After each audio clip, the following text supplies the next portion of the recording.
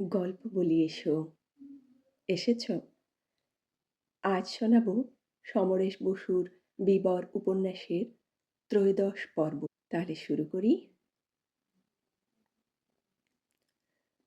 আমি এ পর্যন্ত আপনাকে নিয়ে ৩ জনের সঙ্গে দেখা করেছি। সন্দেহ কাউকেই কিছু করিনি। তবে কি জানেন তো? আমাদের কাজটাই স্যার এমন। সবাইকেই সন্দেহ করতে হয় আমাদের। আবার কাউকেই ঠিক সন্দেহ করতে পারি না। খুনির কোনো চিহ্নও কি পাওয়া যায়নি?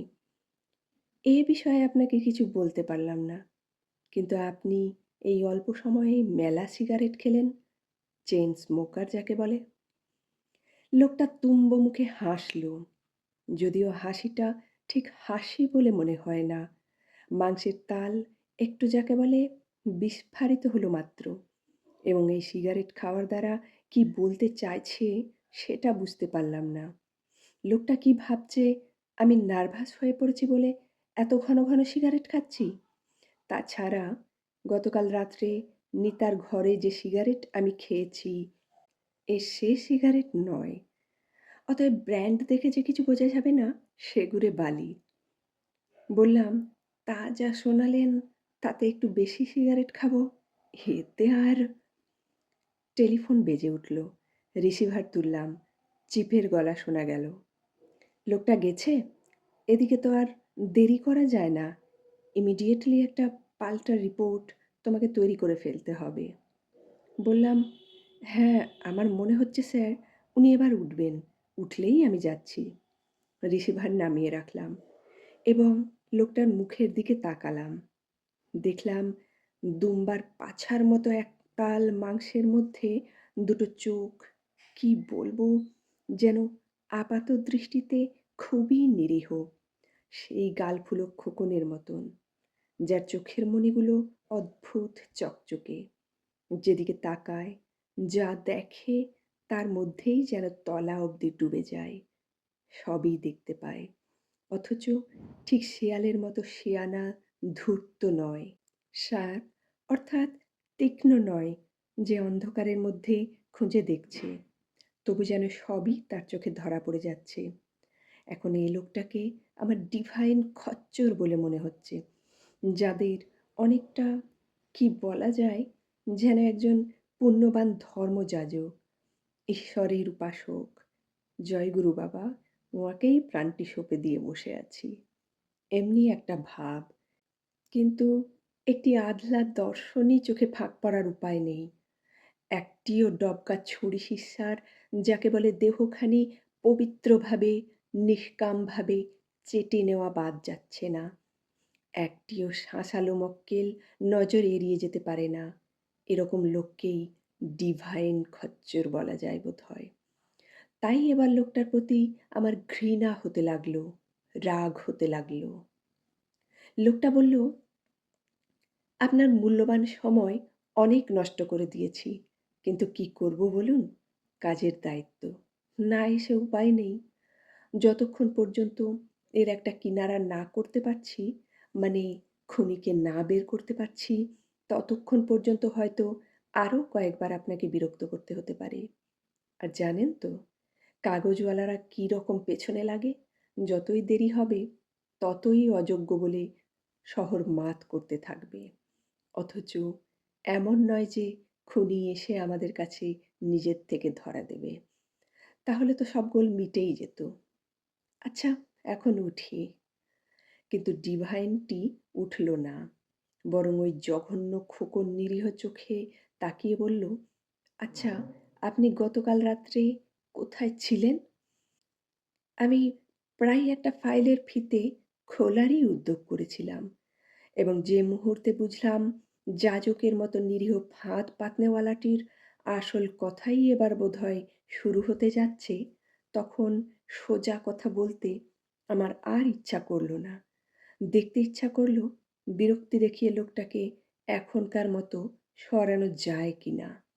কারণ নতুন রিপোর্ট তৈরি করার জন্যে কোনো তাড়া আমি এখনো ঠিক বোধ করছি না।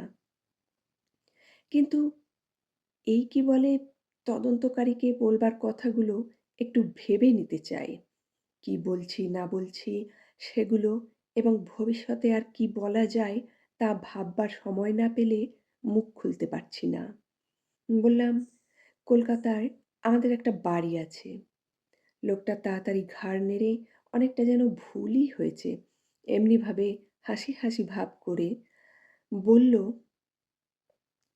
কথাটা বোধহয় ঠিক জিজ্ঞেস করা হলো না। আমি জানতে চাইছিলাম কাল সন্ধেবেলা থেকে রাত্রি 11টা নাগাদ আপনি কোথায় ছিলেন? রাত্রি 11টার সময় রাস্তায়, সন্ধ্যাবেলায়ও রাস্তায়। লোকটা আমার দিকে তাকিয়ে রইল, যেন খোকন কিছুই বুঝতে পারল না এবং বললও তাই। কথাটা ঠিক বুঝতে পারলাম না। আমার অনেক কাজ আছে। আপনার কথাও আমি ঠিক বুঝতে পারছি না। উল্লুক। খোকন তেমনি তাকিয়ে রইল। নিষ্পাপ ধর্মযাজকটি ভগবানের কাছে মন প্রাণ সঁপে দিয়ে বসে আছে যেন। বলল, ডাক্তারের অভিমত হচ্ছে সন্ধ্যা থেকে রাত 11টার মধ্যে মিস রায় বোধহয় খুন হয়েছেন। আমি আপনাকে জিজ্ঞেস করছি সে সময়টা আপনি কোথায় ছিলেন? কেন জিজ্ঞেস করছেন? যাতে জানতে পারি আপনি ও সময়ে মিস রায়ের অ্যাপার্টমেন্টে ছিলেন কি ছিলেন না। সে কথা তো আপনাকে আগেই বলেছি, নিতার সঙ্গে গতকাল আমার দেখাই হয়নি। বলেছিলেন বুঝি? আমার একেবারে মনেই ছিল না। কিন্তু কোথায় ছিলেন তা বললেন না। আপনি কোথায় ছিলেন? লোকটা চুপ করে তাকিয়ে রইল খানিকক্ষণ। দুম্বা। তারপরে খসখসে মোটা গলায় বলল, আমি? আমার সঙ্গে তো মিস রায়ের আলাপ ছিল না বা যাতায়াত ছিল না, তাই এক্ষেত্রে আমার কথাটা ঠিক আসে না। তবে কি আমার পরিচিত যে কোনো লোক খুন হবে আর তার খুন হবার সময় আমি কোথায় ছিলাম তা আমাকে মনে রাখতে হবে? আইন তাই বলে। রাখতে পারলেই ভালো, নইলে অসুবিধায় পড়তে হয়, এই আর কি। আপনি যদি একটু মনে করতে পারতেন ভালো হতো। বিশেষ করে এ ব্যাপারে আপনি যখন সন্দেহের ঊর্ধ্বে নন। তার মানে বলতে চান আমার দ্বারাও নিতা খুন হতে পারে? পারে নাকি? আপনার সঙ্গে সত্যিই আমার কথা বলার সময় নেই আর। আমিও একটা ইনভেস্টিগেশন নিয়ে ব্যস্ত।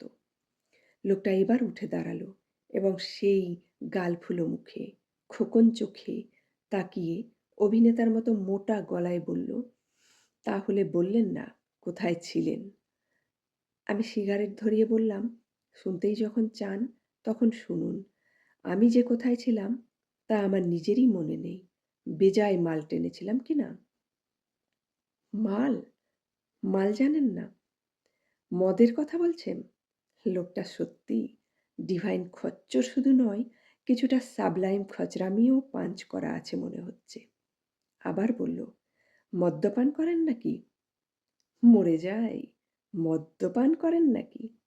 তারপরে বলবে, ও আপনি স্ত্রীলোকের সংসর্গও করেন নাকি? এবং তারপরে আপনি বস্ত্র পরিধান আহারাদিও করে থাকেন? ইত্যাদি বাদ যাবে না। বললাম, হ্যাঁ মশাই, মালটাল খেয়ে থাকি।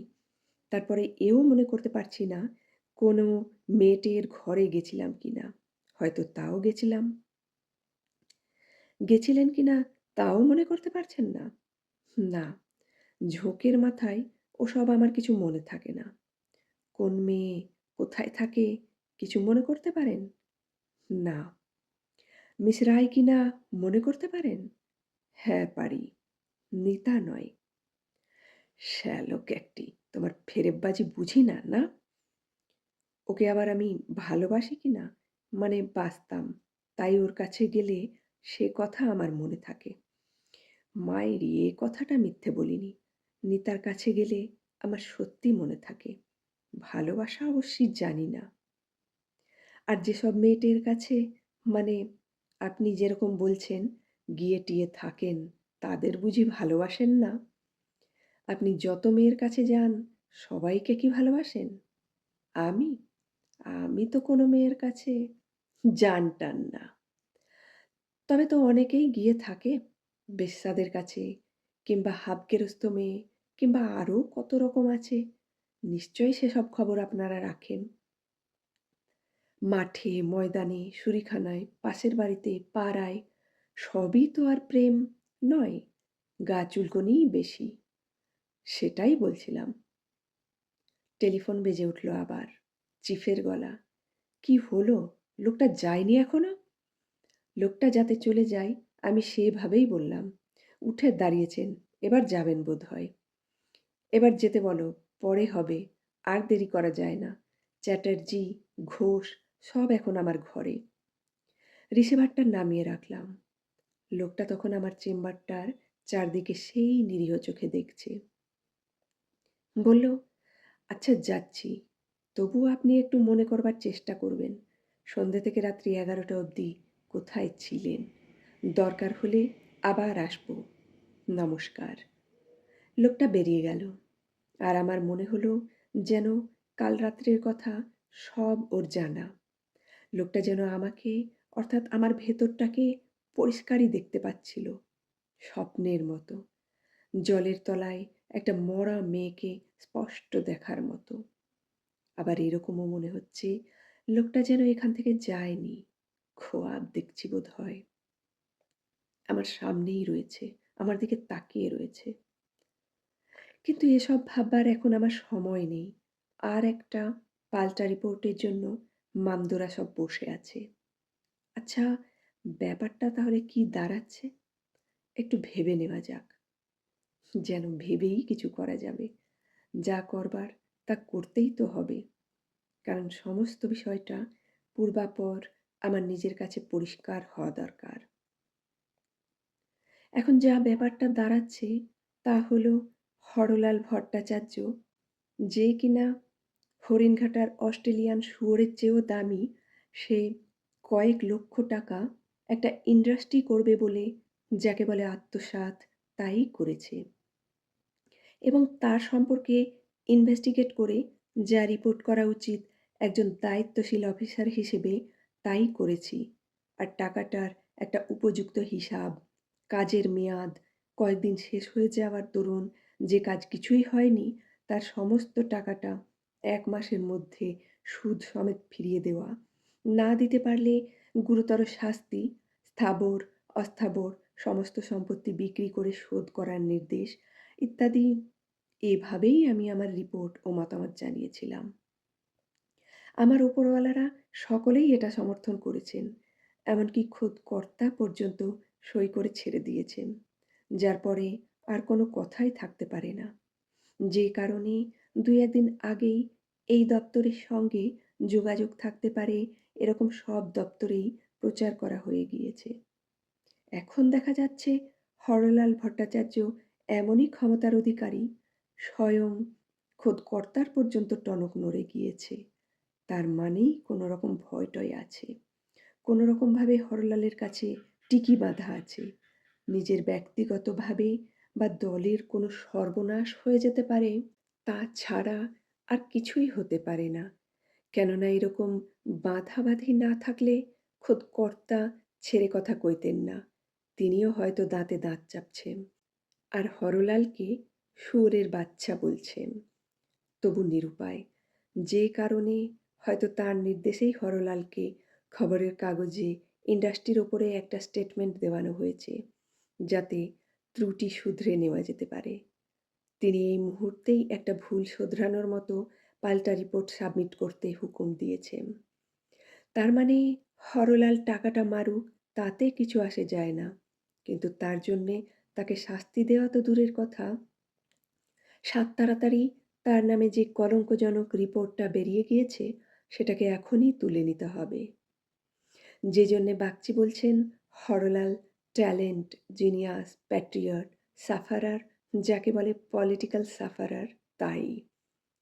অতএব বান মারলে যেমন বান তুলেও নেওয়া যায় সেইভাবেই আমাকেই, কেননা আমিই তো এখানে ইনভেস্টিগেটর ছিলাম, রিপোর্টটা করেছি, তাই আমাকেই আবার পাল্টা লিখতে হবে।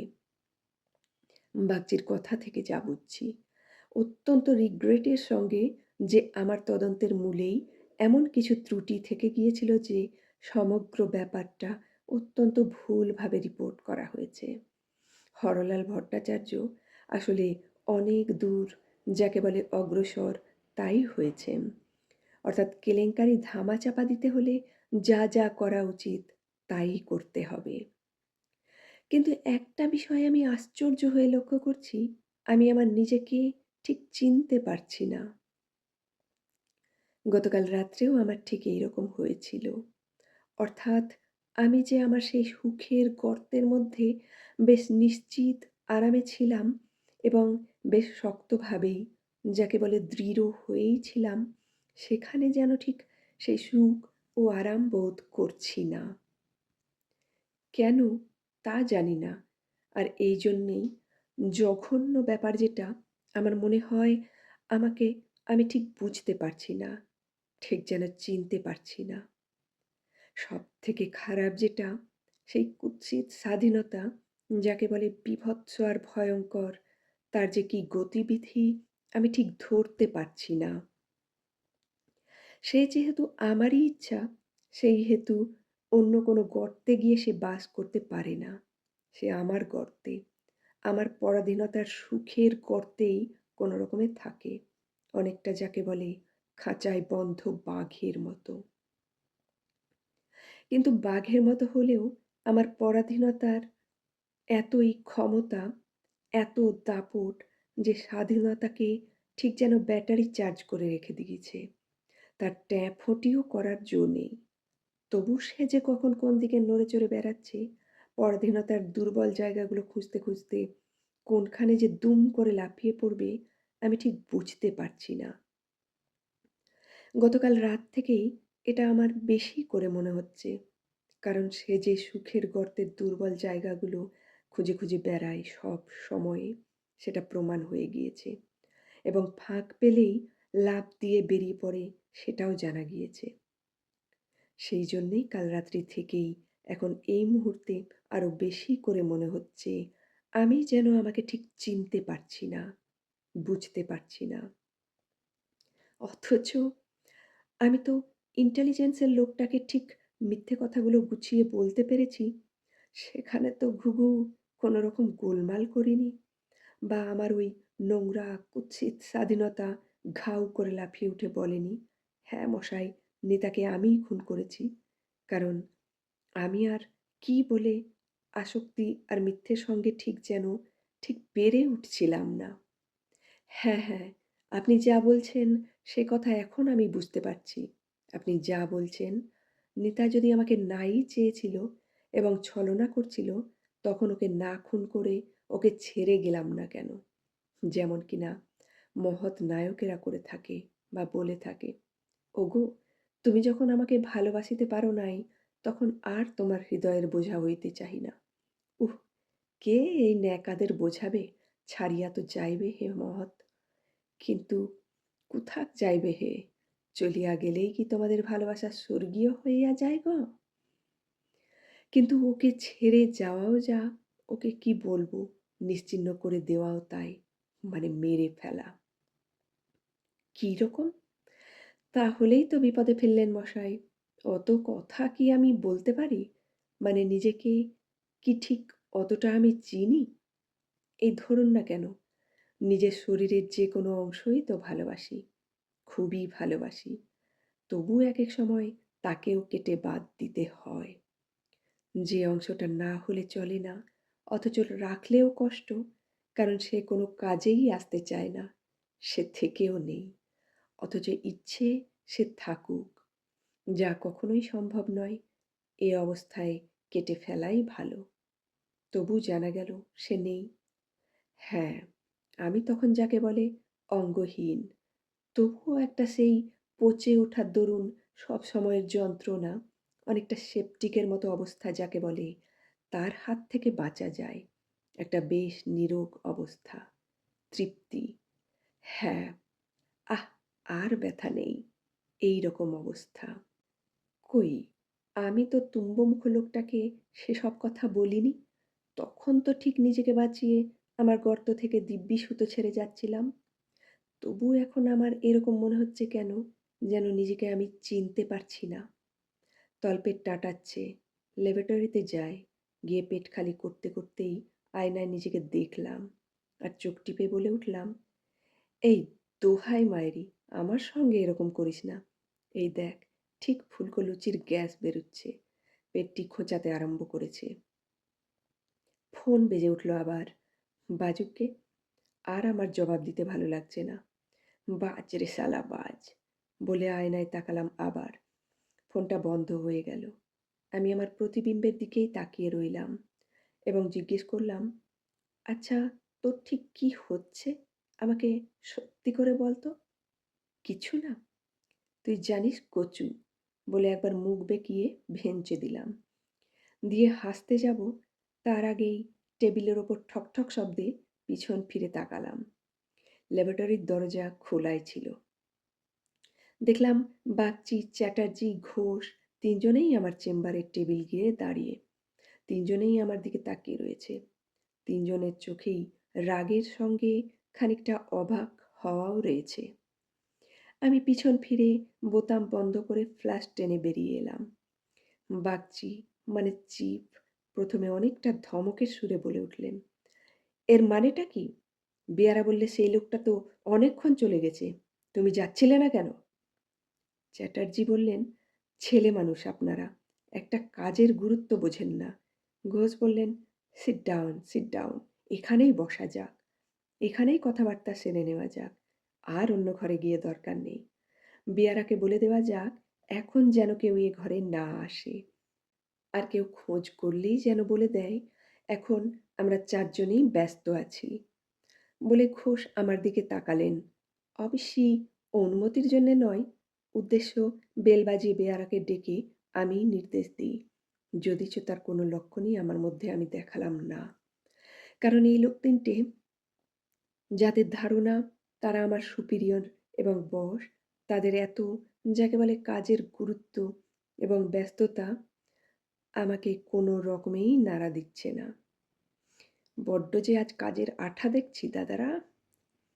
যে কারণে আমার ভাবভঙ্গি দেখে চিপের ভুরু দুটো কপালের মাঝখানে মুখোমুখি দুটো ইংরেজি অক্ষর জেড এর মতো হয়ে উঠল। চ্যাটার্জি এবার যেন একটু অবাক হলেন, আর সেই সঙ্গে চোয়াল শক্ত করা একটা কি বলে ক্রোধের অভিব্যক্তি তাই ফুটে উঠল।